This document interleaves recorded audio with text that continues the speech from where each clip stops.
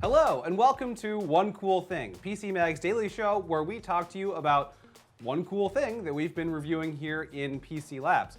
I'm Tom Brandt, this is Gabe Carey, and for you today, we have a super expensive gaming keyboard from a very popular gaming company known as Razer. This is the Huntsman Elite. We're going to be talking to you about it today and answering your questions, which you can ask us if you are watching live on Facebook. Just type them in to the comment section and we will, Social Pete will read them out and we can ask them for you. If you're watching this somewhere else on the internet later, thanks very much for watching and consider coming back tomorrow at 10 a.m. Eastern Time for a One Cool Thing live on Facebook Live. So for the Razer Huntsman Elite, we should get to these amazing features, Gabe, right? Mm-hmm. But first off, I want to say, this is a $200 gaming keyboard. It's expensive. Right? Yeah. So what do you get for that $200? For $200, you get 168 lighting zones. So if you really like lights, this one has a lot of them. And that's something that every gaming keyboard has, but, well, most gaming, sorry, not many gaming keyboards have lights. This one actually has lights not only on the keys, but also on the bottom, the sides, and the top, right? Yes, and on the bottom of the wrist rest. Which you actually can't see. So we actually detached this wrist rest here. It attaches via a magnetic thing, and the lights actually transfer to the wrist rest. Beautiful. So yeah, okay, so we've got 168 lighting zones, you said? Yes. But it is per key controllable lighting, right? Yes, it has per key lighting, and then there's like 24 lighting zones in the wrist rest, I believe, and several on the bottom of the keyboard as well. So you could like count from left to right and have 168 zones on the keyboard. Is that what what does that translate to? That's total. So you have 104 on the keys because it's just a standard 104 key setup. Oh, I see. Okay. And then you have several lighting zones just under the keyboard and under the wrist rest. And then you have this multimedia tuning dial that has its own lighting zone as well. Yeah, which actually can be programmed to probably do pretty much anything, right? Yeah, it can, but by default, it's just a volume dial. Okay. Now that's one of the things. So I see here a fast forward, pause, and play button. Fast forward, rewind, pause, and play button, and the media dial. That's it, really, in terms of additional keys other than the function row. There is no macro keys. There's no additional things on here that hang out. For such an expensive board, this really is pretty simple. Yes, and to be fair, this is the first Razer keyboard with dedicated media keys. Oh, okay. That's what they're really pushing for. But the problem is the last flagship keyboard, the Blackwidow Chroma V2, did have dedicated macro keys. Like on the side here? Yeah, on the side. Okay. And it's strange that this one does not, that they have completely taken those out. I mean, I like the look of this. This really is a slimmed down keyboard. Yeah. It feels great.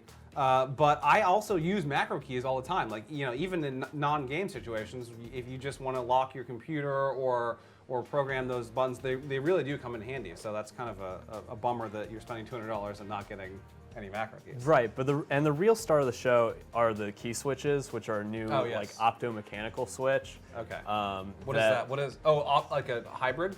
Yes, it's sort of a hybrid, and it uses like infrared lights to register key presses instead of a standard mechanical key switch. Okay, but there is some sort of mechanism in here that is mechanical. Yes. Yeah. So it's just that to register the press is what happens when there's a optical. Yes, it uses infrared light. Okay, for that. so that's obviously very different than pretty much any cherry switch that you might be used to.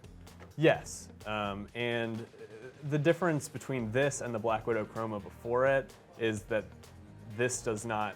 There's only one key switch option, and it's clicky and tactile. Whereas before you could choose between 3 different key switch options, the yellows, greens, and oranges.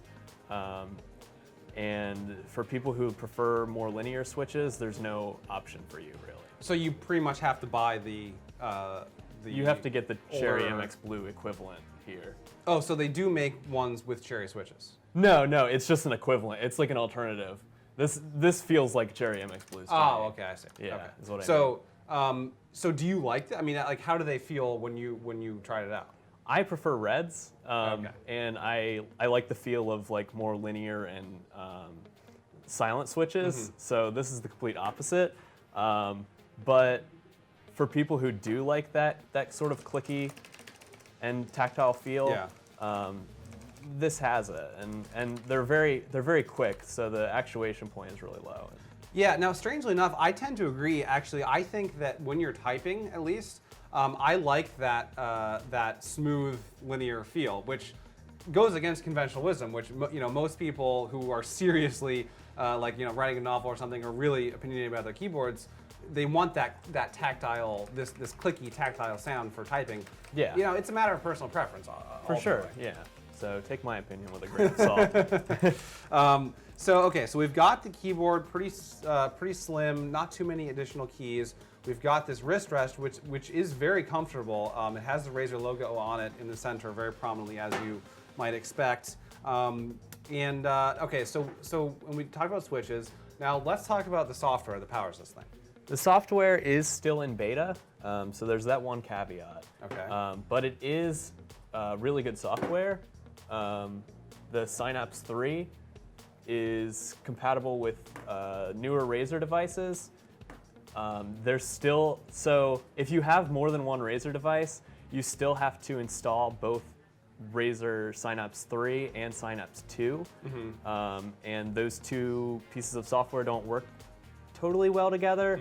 But once this software leaves beta, you will be able to use your older devices with it as well.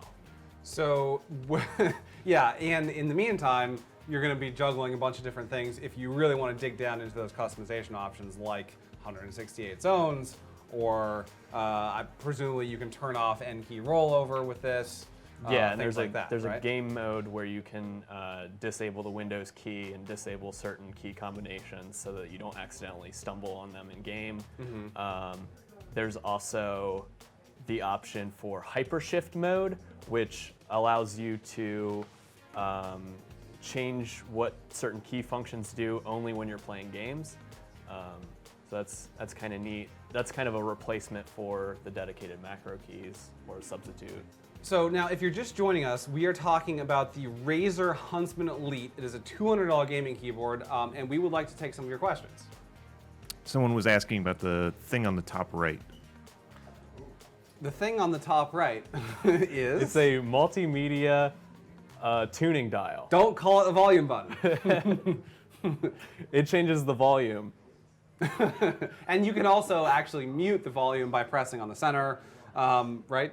Yes. Presumably, and it actually changes color. But if you don't want it to serve as a volume button, you can probably program it to do pretty much anything else. Pretty much anything, yeah. So maybe like a zoom. That would be cool. I really think that these media keys are crucial, because if you're interrupted and you want to pause your music, it's great to have this play pause button or turn it down or things like that.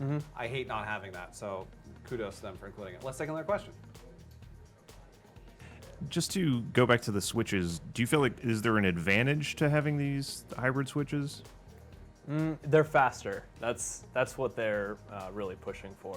They're faster than Cherry MX Blues and offer the same sort of tactile and clicky feel. And faster because they have that optical press recognition? Is that what makes them faster? Yeah, that's what makes them faster. Because you pretty much can't get much, I mean, like a mechanical switch press is a switch press. Like, it's not going to get much faster unless you have some sort of thing in there that's going to be registering the switches faster. Okay, so now let's talk about how you connect this thing to your computer. Use 2 USB cables, Okay. which are required because of all the lighting. Now, the question is, though, you're taking up 2 USB ports on your computer. Do you then get them back on the keyboard? No, there's no USB pass-through. Oh, so that's kind of a bummer. Yeah. I mean, you're taking up 2 USB ports, and you're not getting anything back. So you're probably going to need another USB hub if you have a lot of peripherals. Yeah, usually when a keyboard occupies 2 different USB ports on your computer, there is pass-through. But because there's so much lighting on this one, that's what the 2 USB ports are for. Okay, so basically, this is a way to customize and trick out your gaming rig with a bunch of lights. Not very practical if you have a lot of things to plug into it, or if you want to program some macro keys. Exactly. Let's take another question. Very cosmetic. Is there a version that's less clicky? No. So this is the only version of the Huntsman. This is the only variant. There are no other key switch options, which was one of my complaints in my review, is that I prefer the Razer oranges, because I'm a Razer user myself, because they are silent and tactile, but there's no option for anything like that with the Huntsman Elite. I was going to say, there is with the previous. Yes, there was with the previous flagship, the Blackwidow Right. Chroma. I hope they add different key switch options in the future. And can you still buy the Blackwidow Chroma? Yes, you can. Okay. It's still available. So if you are a Razer fan, you can choose your switches, just not with the Blackwidow Chroma. I'm sorry, Not with the Huntsman Elite. Elite. My guess is that they'll probably add, going forward, some options to this. I mean, the typical life cycle of a gaming keyboard is years, not months. So they might add some options. Who knows? And they've increased the lifespan of the key switches this time. I believe it's 80 million key strokes. Oh, okay. Up from what, like 50 or 50, something? yeah. Okay. Yeah. So if you're going to be pressing 80 million times, your keyboard will survive. Yeah, that'll last like 110 years or something. Let's take another question. With the coloring, someone asked a specific question. So, can you just basically select from a color wheel of like what displays on the lighting? Yeah, let's pull that up here if we can, in the beta software. Yeah, so for the lighting, you can go to Chroma Studio. And yeah, you can sort of pick from a spectrum of colors and like set whatever key to. Right, and you can't actually see that, but presumably it changes in real time when you select a key and change the color. Our studio lights are, actually it looks like it's off right now. I don't know what's going on. Yeah, you might have to save it or something, but It's definitely in beta. you do actually, yeah, so here you can kind of see, the studio lights are kind of bright, but you can kind of see that it definitely, you can, if you just want the O to be green, you can do that. Okay, so Razer Huntsman Elite, $200. What would you recommend? Now, we should say this got a 3.5 stars. It's a great keyboard, but what would you recommend instead of this if you're looking for a high-end gaming keyboard? Well, if you like linear switches, I just reviewed the Rocat Vulcan 120, which is really good. It has this new switch called the Titan switches. But if you don't, I would probably recommend the Blackwidow Chroma V2. I really like, that's my home keyboard. And you get 3 different key switch options, linear and silent, clicky and tactile, and linear and tactile. So yeah, you get quite a few options with that one that you don't get with this. There's also a version of the Huntsman Elite called the Razer Huntsman. That's $150 and takes away the media keys and the wrist rest. No, Yeah. don't take those away. Well, if you want this keyboard but cheaper, that is an option. Yeah, but I mean, $150 to me, that is like the upper limit. $199 for a gaming keyboard, that is a stretch. And the Blackwidow Chroma V2 is cheaper than both of those. Yeah. Let's take another question. Is there a version? There's no other version without a number pad. Like, does Razer have a number padless keyboard?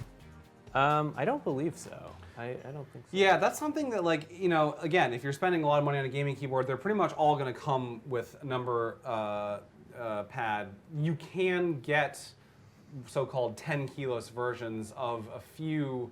I'm trying to think, actually, there is one that we reviewed recently, like within the past year, that actually does come in a 10 keyless version, which is really great if you want the absolute minimum keyboard for your gaming desk. And you can actually check, you can go to our keyboard reviews page on PCMag.com where you'll find this one and hopefully some 10 keyless versions as well. Looks like we've got another question. Is one of the USB ports just for lighting? So could you just have one of them plugged in? Would that work? Yes, it does work without the lighting. You can just, I don't know which one it is, but you can unplug one of the USB cables and use it without the lighting. So you've got a 50-50 chance. You can experiment which one will disable the lighting but enable the keys. However, if you don't care about lighting, do not buy the Razer Huntsman Elite. Right? Probably not, yeah. It's not for you then. Okay, yeah, so there are a couple other great options in that $150 to $190 range, including some of Razer's own, which you can check out.